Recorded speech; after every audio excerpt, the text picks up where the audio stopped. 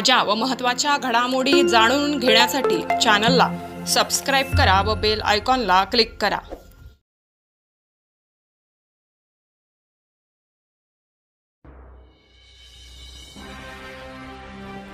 Dombivli MIDCच्या phase 2 मध्ये झालेल्या भीषण स्फोटाच्या घटनेने परिसरात एकच खळबळ उडाली होती।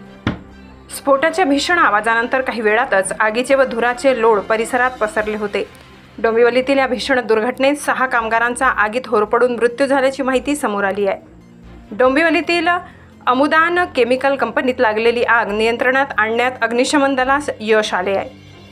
आगीची तीव्रता भीषण व धुराचे लोळ परिसरात पसरत असल्याने अग्निशमनच्या जवानांना आग विझवताना कसरत करावी लागली। दरम्यान केमिकल कंपनीत झालेल्या स्फोटामध्ये 5 ते 6 जण गंभीर झाले आहेत। त्यांच्यावर जवळच्या रुग्णालयात उपचार सुरू आहेत। 3 तासानंतरही हा स्फोट नेमका कशामुळे झाला याबाबत अधिकृत माहिती उपलब्ध झालेली नाही। 3 ते 4 किलोमीटरपर्यंत स्फोटाचा आवाज, स्फोटाची तीव्रता भीषण असल्याने डोंबिवलीतील रहिवासी इमारतीच्या खिडक्यांच्या काचा फुटल्या तर परिसरातील दुकानांच्या काचा फुटून रस्त्यावर पडल्याचे दिसून आले।